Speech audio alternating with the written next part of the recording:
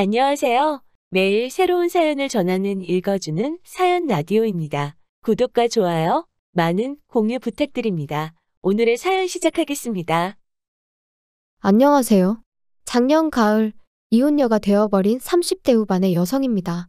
소름 끼치는 남편과 더는 한 이불을 덮고 살 자신이 없어서 뒤도 안 돌아보고 도망치듯 이혼했어요. 그리고 지금도 그때를 생각하면 온몸이 부들부들 떨린다니까요. 제가 사람 보는 눈이 없어도 너무 없었던 탓이겠지만 남편과 저는 일적으로 처음 알게 되었어요. 일단 제 직업은 방송국 PD로 제 입으로 말하기는 조금 남사스럽지만 나름대로 잘 나가는 편입니다. 반면 남편은 작은 광고회사에서 일하던 사람으로 유명세 같은 건 전혀 없는 사람이었어요. 그리고 처음 현장에서 마주쳤을 때는 솔직히 말 한마디 섞을 이유가 없기도 했는데 그 이유가 한 공간에 있었다 뿐이지 아예 업무 자체가 달랐거든요. 하지만 어쩌다 보니 또 한 번 같이 일할 기회가 생겼고 그때는 남편이 먼저 와서 아는 체를 하대요? 그런데 사실 그렇게 받는 인사도 저에겐 특별한 일은 아니었어요. 방송국에선 제가 나름대로 알려진 사람이었고 그래서 저는 상대를 몰라도 상대 쪽에선 저를 아는 경우가 자주 있었으니까요. 아무튼 나름대로 반갑다고 아는 체를 하는 남편이 스치듯 제 기억 속에서 떠올랐고 그래서 저도 그때 그분이시냐 하곤 가볍게 인사를 나눴습니다. 그리고 그땐 그 인사로 남편과 제가 그토록 가까워질 줄은 상상도 못했죠. 몇 번의 가벼운 대화가 오갔던 어느 날 남편은 자기도 언젠가 저처럼 방송국에서 일하고 싶다며 저더러 자기한테 조언 같은 걸 좀 해줄 수 없겠냐 하더라고요. 하지만 제 입장에선 남편 같은 사람이 처음이 아니었고 솔직히 매번 그런 사람들을 상대해주기도 보통 일은 아니었지요. 그래서 처음엔 최대한 돌려서 거절을 했습니다. 그래도 혹시나 제가 자기를 무시했다거나 그런 쓸데없는 오해는 사고 싶지 않았으니 무척 조심스러웠고요. 그런데 어째서인지 남편은 조금도 포기하는 기색을 보이지 않는 거예요. 그렇다고 저를 귀찮게 한 것은 아니지만 아무튼 그런 남편의 당돌한 모습에 저도 한마디로 호기심이 생겼죠. 잊고 지내던 제 열정을 남편에게서 발견한 것 같은 기분도 들었고 그래서 결국 2달 만에 사적인 만남을 갖게 되었고요. 시작까지 시간이 좀 걸렸을 뿐 저희의 관계는 급속도로 발전해 나가기 시작했습니다. 남편은 매사 의욕이 넘치는 사람이었고 저는 그런 남편의 적극적인 태도가 나이를 떠나 배울 만한 점이라고 생각했어요. 참고로 남편은 저보다 3살이 어렸지만 연애할 때만 하더라도 나이와 상관없이 참으로 어른스럽다는 생각을 몇 번이나 하게 만들더군요. 그래서 남편이 결혼하자며 프로포즈를 해왔을 때도 제가 믿고 존경할 수 있는 남편이 되어줄 거라 믿었죠. 그래서 큰 고민 없이 하겠다 했고요. 그런데 솔직히 시댁에서 반대를 할 줄은 몰랐습니다. 시부모님께서는 제가 홀어머니와 단둘이 산다는 점, 그리고 당신들 아들보다 나이가 많다는 게 마음에 들지 않는다며 대놓고 심지어 저를 문전박대하셨죠. 전 솔직히 홀어머니와 둘이 사는 게 왜 제 흠인 거며 제 나이 또한 문제라고 생각하지 않았어요. 아버지가 돌아가셨으니 홀어머니와 단둘이 사는 건 당연한 거 아닌가요? 그러면 저희 어머니가 재혼이라도 하셨어야 한다는 건지. 그리고 나이 차이도 남자가 몇 살이고 많은 건 별 문제가 되지 않는 세상인데 제가 겨우 3살 많다는 이유로 양심이 있네 없네 소리까지 들어야 한다는 게 너무 자존심도 상하고 모욕적이더라고요. 그래서 남편에게 헤어지자 했습니다. 이런 소리까지 들어가면서 당신이랑 결혼하고 싶지 않다면서 말이죠. 그런데 남편이 자기는 저 없이는 안 된다며 자기는 이 세상에 미련 없다. 솔직히 돌이켜 생각해보면 웃기지도 않는 소리인데 가볍게 무시해버렸으면 될 것을 매정하게 뿌리치질 못했어요. 그리고 무엇보다 남편이 자기만 믿고 따라오라는데 그 말이 왜 그렇게 눈물이 나던지. 그래서 결국 시댁과 반년 정도 부딪힌 끝에 부부의 연을 맺을 수 있었습니다. 결혼할 때 남편은 사회생활을 시작한 지 몇 년 되지 않아 모아둔 돈이 많이 없었어요.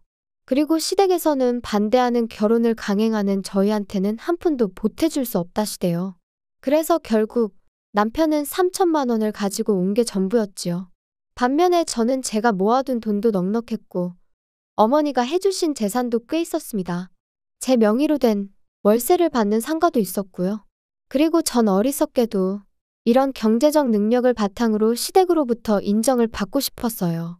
그래서 제가 거의 일방적으로 해가는 결혼이었는데도 아무런 불만을 갖지 않았죠. 제가 원래 어디 가서 계산 못한다 소리를 듣는 사람이 아닌데 그땐 눈에 뭐가 씌이기라도 했던 건지 참으로 어리석었네요. 한편 나름대로의 난관을 극복하고 꾸리게 된 가정이었기에 앞에는 오로지 꽃길만 있을 줄 알았습니다. 연애할 때 큰 소리 난 일이 없었으니 결혼 생활도 비슷할 줄로만 알았죠. 하지만 결론부터 이야기하자면 그건 순전히 제 착각이었어요. 많은 일들이 있었지만 남편이 제 이름을 팔고 다녀서 저를 너무 힘들게 했거든요. 본인인 저마저도 금시초문인 이야기를 흘리고 다녀서 이따금씩 저를 좀 아는 사람들은 너가 정말 그런 말을 했냐며 확인을 해오기도 했는데 그때마다 제가 느꼈던 그 곤혹스러움이란 이루 말을 할 수가 없었네요. 도대체 왜 그래? 왜 내가 하지도 않은 말을 하고 다니는 거야? 사람이 말하다 보면 실수할 수도 있는 거지. 그렇다고 이렇게 화를 낼 건 또 뭐야? 사람들이 자꾸 오해하잖아. 그리고 이 바닥에서 평판이 얼마나 중요한지 몰라? 야, 너 지금 내가 너보다 어리다고 가르치는 거야? 넌 내가 잘 되는 게 싫지? 네 그늘 아래 두려고 그러는 거지? 진짜 짜증난다. 연애할 땐 매사 자신감이 넘치는 사람이라서 이런 식으로 다툼을 하게 될 줄은 몰랐어요. 정말이지 나중엔 말 몇 마디만 나눠도 열이 뻗칠 만큼 화가 날 지경이었죠. 지금 생각해보면 자격지심이라도 있었던 건지 차라리 솔직하게 나 이런저런 일로 힘들다 하고 도움을 구했다면 저는 조금도 주저하지 않고 남편을 도왔을 겁니다. 아무튼 저는 남편의 그런 모습에 하루가 다르게 지쳐갔고 실망할 수밖에 없었죠. 하지만 틀어진 부부 사이에도 불구하고 저는 저 나름대로 남편의 가족들 그러니까 시댁 식구들에게 최선을 다했어요.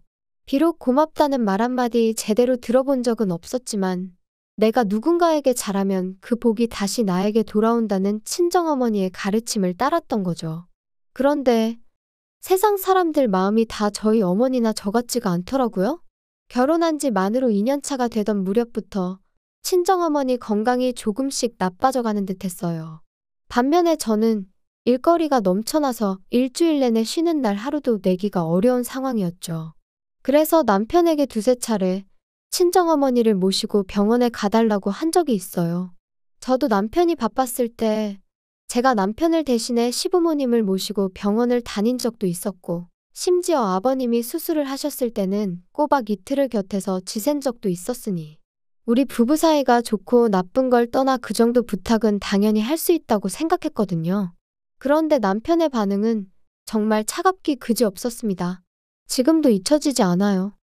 내가 왜? 당신 어머니잖아. 요새 여자들은 효도는 셀프로 하는 거 좋아한다던데. 넌 왜 그래? 무슨 말을 그렇게 해? 내가 그동안 시부모님한테 어떻게 했는데? 내가 그러라고 시켰냐? 너 좋아서 한 걸 가지고 왜 나한테 그래? 그러니까 하기 싫으면 하지 마? 그 말 한마디에 오만 정이 다 떨어졌죠. 그래서 딱 그때부터 저도 시댁에 해드리던 모든 지원을 중단했어요. 그리고 그 안에는 경제적인 지원도 포함되어 있었고요. 부부 사이의 생활비도 그 무렵부터 칼같이 계산하기 시작했네요. 저는 남편에게 10원짜리 하나 쓰기도 아까울 만큼 남편이 미웠으니까요. 그리고 이렇게 무의미한 결혼 생활을 계속 이어가야 하나 차라리 지금이라도 헤어지자고 할까? 그런 생각이 들던 무렵 친정어머니께서 쓰러지셨습니다. 병원 말로는 신경성으로 달리 손 써볼 방법도 마땅치 않고 이런 식이라면 어머니가 1년이나 버티실 수 있을지 모르겠다고 했어요. 말 그대로 사형 선고나 다름이 없었죠. 저도 어머니도 몇 날 며칠 서로 말 한마디 쉽게 하지 못하고 눈물만 흘렸습니다. 그리고 상황이 그렇다 보니 이혼이니 뭐 그런 건 생각할 겨를도 없었어요. 남편도 남편대로 그때만큼은 저나 어머니에게 나름대로 신경을 쓰려고 하는 게 보이기도 했고요. 하지만 미리 말해두지만 이건 다 생쇼에 불과했네요. 그렇게 속절없이 시간만 흘러가던 어느 날 저는 친정어머니의 담당이로부터 뜻밖의 이야기를 듣게 되었어요. 얼마 전부터 한국에 수입이 되기 시작한 신약이 있는데 그게 저희 어머니한테 효과가 있을지도 모르겠다고요. 그런데 문제는 보험이 안 된답니다. 한 번 투약하는데 700만 원 가까이 들고 2주에 한 번씩 10번은 투약하셔야 될 거라면서. 하지만 저는 고민하고 말고 할 것도 없이 해보겠다 했어요. 막말로 앉아서 돌아가실 날만 기다리고 계시게 하느니 뭐라도 해보는 게 당연하지 않나요? 그리고 정말 돈이 없다면 모를까. 아니 없다고 해도 어떻게든 해드렸을 거예요. 그런데 남편이 이 이야기를 듣더니 아니, 너 생각을 하고 말하는 거야? 한 번에 700씩 10번이면 7천이야. 7천이면 웬만한 중형차는 사고도 남는 큰돈이라고. 지금 너는 우리 엄마랑 중형차를 비교하는 거야?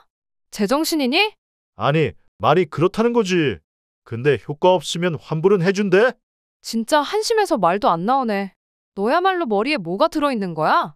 내가 지금 뭐 쇼핑하는 거야? 거봐, 환불도 안 해준다는 거잖아. 그거 다 상술이야. 7천이라니 생각할수록 욕 나오네. 너는 가족이 장모님뿐이야? 내 생각은 안 해? 미래에 태어날 우리 아이한테는 뭐 어쩔 건데. 쓸데없는 소리 하지 마. 당신한테 돈 달라고 안 할 거고 내 능력으로 해드리는 거니까. 그리고 당신하고 알고 지낸 시간보다 내가 엄마 딸로 지낸 시간이 훨씬 길고 의미 있거든? 그러니까 서운한 애 어쩌네 그런 소리도 할 거 없어. 당신이 나한테 그런 말을 할 자격이나 돼? 결국 제 고집대로 신약으로 치료를 받기 시작했지만 솔직히 말해서 초반에는 효과가 없는 것 같았어요. 그리고 그때 저는 말 그대로 무너져 내리는 기분이었습니다. 마지막이자 유일한 희망이라고 생각했으니까요. 그런데 정작 남편은 자기가 뭘 했냐며 의기양양해하는 꼴이라니. 한마디로 정말 재수가 없더라고요. 하지만 편찮으신 어머니께선 당신까지 떠나고 나면 제 옆에는 남편 하나 남는다 생각하셨는지 계속해서 저더러 남편에게 잘해주라 하시고 저희 남편한테도 번번이 당신이 미안하다 하셨는데 다시 그때를 떠올리니 가슴에 돌 하나 걸린 듯 속이 불편하고 답답해지네요. 아무튼 정말 하루하루가 암담했지요. 하지만 죽으라는 법은 없다고 딱 절반쯤 지났을 무렵부터 놀라울 정도로 어머니의 증세가 호전되어 갔어요. 그리고 마지막 투약으로부터 2달이 지난 뒤 저희는 담당이로부터 6개월 뒤에 다시 오라는 말을 듣게 되었습니다. 치료가 성공적으로 끝났지만 추이를 지켜보자는 이야기였죠. 어머니도 저도 벅차오르는 감정을 주체하지 못하고 병원을 나서며 얼마나 울었는지 몰라요. 그리고 이튿날 저는 어머니랑 제주도로 여행을 떠났습니다. 어머니가 병원 생활을 무척이나 답답해 하셨거든요. 그래서 3박 4일 동안 맛있는 것도 먹고 즐거운 시간을 보내고 왔어요. 그리고 그러는 동안 남편은 말이라도 한마디 가령 잘 쉬고 오라던가? 네, 전혀 없었습니다. 저도 뭐 별 기대도 없었지만요. 한편 꿈같은 여행을 끝내고 어머니를 댁으로 모셔다 드리고 집에 왔어요. 원래는 어머니더러 당분간 저희 집에서 같이 지내시자 했지만 어머니가 사위 불편하게 하기 싫으시다며 거절을 하셨거든요. 아무튼 그래서 이제 짐 정리도 하고 어질러진 집도 치우고 그러고 있는데 남편이 거칠게 현관문을 열고 집 안으로 들어오더군요. 그리고 얼마나 술을 마셨는지 자기 몸 하나 제대로 가누지도 못하면서 저더러 한다는 소리가 너랑 니네 엄마 때문에 다 망했다. 다 꼬였어. 꼬였다고. 내 인생 책임져. 갈 사람이 때가 되면 가야지. 진짜 짜증난다. 지금 뭐라고 한 거야? 갈 사람이라니? 너 지금 우리 엄마가 갈 사람이었다는 거야? 그럼 죽을 날 받아놨으면 그냥 적당히 살다가 가야지. 그걸 왜 마음대로 연장을 시키냐고. 모녀가 똑같이 이기적이야. 지들밖에 몰라. 정말이지 온몸에 소름이 쫙 끼치면서 저 인간이 저러다 나한테도 무슨 짓을 할지도 모르겠다는 생각이 들더군요. 그래서 간단한 짐만 챙겨서 술 취한 남편이 잠이 든 틈을 타 도망치듯 집을 나왔습니다. 그리고는 바로 어머니 댁으로 향했어요. 원래는 어머니를 걱정시키긴 싫어서 호텔로 가려고 했는데 그러다 남편이 혼자 계신 어머니한테도 찾아가 패악질을 할지도 모르겠다는 생각에 그럴 수도 없었거든요. 어머니는 어머니대로 방금 헤어진 딸이 얼굴이 사색이 되어서는 돌아왔으니 몹시 놀라신 눈치셨습니다. 그리고 그런 어머니께 저는 그간의 제 결혼 생활부터 시작해서 아무래도 이혼을 해야 할 것 같다 더는 같이 못 살겠다는 이야기까지 전부 털어놓았죠. 자꾸만 당신 탓을 하시는 어머니 때문에 가슴이 더 답답해졌던 것도 사실이지만 그래도 결국 제 편은 어머니 한 사람뿐이더라고요. 이튿날부터 저는 변호사를 만나고 이혼을 준비해 나가기 시작했습니다. 그리고 저는 그 과정에서 황당한 몇 가지 사실을 알게 되었어요. 일단 결혼 당시 남편이 모아둔 돈이 없다고 했지만 실은 남편 명의로 작은 오피스텔이 하나 있었다는 거. 그리고 그 오피스텔을 월세로 주면서 거기서 나오는 모든 돈을 시부모님께 드리고 있었다는 걸요. 그리고 또 한 가지. 회사에다가 공공연히 자기는 금방 관둘 거라고 그러고 다녔답니다. 저희 어머니가 돌아가시면 어머니 재산이 유일한 핏줄인 저한테 오게 될 거고, 그러면 저한테 얘기해서 뭐 광고회사를 하나 차릴까 싶다며. 물론 저는 금시초문, 생각조차 해본 적 없던 이야기였어요. 또다시 남편이란 작자에게 소름이 끼치더라니까요. 한편 변호사는 이 모든 게 저에게 유리한 정보라고 했지만 기쁘지만은 않았던 것도 사실이에요. 웬일로 집에 다 들어왔냐? 당신 보고 싶어서 온 거 아니니까 관심 꺼. 그리고 엄밀히 말하면 이 집은 내 집인데 내가 왜 나가 있나 싶더라. 그러니까 오늘부로 당신이 방 빼. 참나, 그게 말이 되냐? 남편을 내쫓는다니 말도 안 된다. 그럼 말이 되고 말고. 너 이제 내 남편 아니야. 나 너랑 이혼할 거거든. 이혼 같은 소리 하네. 나 이혼 못해. 너 때문에 나 개털됐으니까 네가 책임져야지. 아, 신우한테 오피스텔 넘겨줘서? 그러니까 왜 그렇게 경거망동을 했어. 그리고 진짜 입에 담기도 싫지만 우리 엄마가 돌아가시면 그 재산이 내 거지 네 거야? 정말이지 더는 한마디도 너랑 말 섞기 싫으니까 당장 나가. 안 그러면 내일은 사람 불러서 끌어낼 거니까. 이혼이 뭐 그렇게 쉬운 일인 줄 아냐? 내가 나간다 나가. 나야말로 너한테 질릴 대로 질렸어. 여자가 돼서는 독해 빠져가지고. 아무리 그래도 무능한 너보단 내가 낫지. 남편은 저에게 온갖 쌍욕을 퍼부으며 집을 나갔어요. 남편이 완전히 제 시야에서 사라지고 나서야 비로소 참았던 숨이 터지듯 나오더라고요. 그리고 이후로 저는 변호사의 도움을 받아가며 몇 달의 공방 끝에 남편과 이혼을 할 수 있었습니다.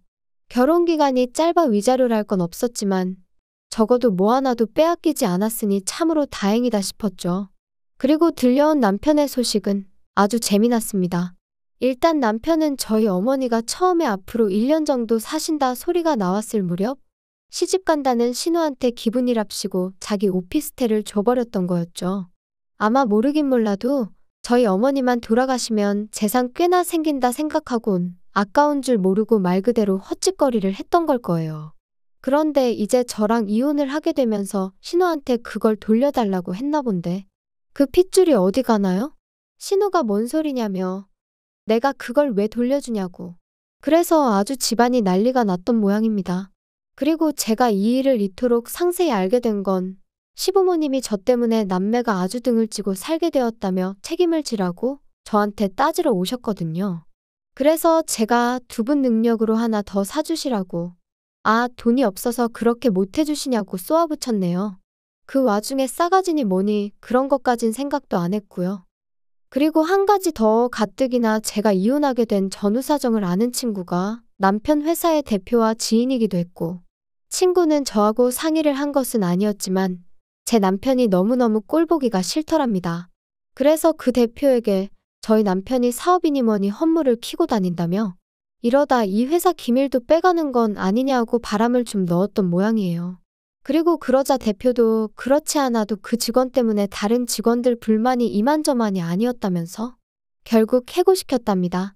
팀워크도 부족하고 불성실하고 뭐 아주 틀린 말도 아니었으니 남편도 제대로 한마디 반박도 못해보고 쫓겨나듯 나왔나 봐요. 저더러 네가 꾸민 짓이냐 그러고는 연락이 왔었는데 그때만 해도 저는 아무것도 몰랐던 때라서 이 인간이 뭔 소리를 하는 건가 싶었는데 비하인드 스토리를 알고 나니 정말 웃겨서 한참을 웃었다니까요. 아무리 돈 앞에 장사 없다지만 그래도 한때는 정말 저 하나만 있으면 된다고 눈물 콧물까지 짜대던 인간이었는데 이런 걸 보면 사랑이란 게 참으로 간사한가 싶기도 하고 그저 제가 옥석을 가려내지 못해서 이런 일을 겪은 건지 정말 사랑이란 건 믿기 어려운 것인지 여러 가지로 생각을 하게 되네요. 부디 여러분은 저와 같은 실수는 하지 않으셨으면 좋겠습니다. 평생을 의지하고 소중히 아껴줄 상대를 만난다는 거 저 한 번만 더 기대하고 기다려봐도 될까요? 따뜻해지는 이 계절처럼 제 마음에도 훈풍이 불어오길 기다려봅니다. 들어주셔서 감사해요. 긴 이야기 들어주셔서 감사합니다. 오늘의 사연은 여기까지입니다. 구독과 좋아요, 알람 설정해 주시면 앞으로 더 좋은 사연으로 찾아오겠습니다. 감사합니다.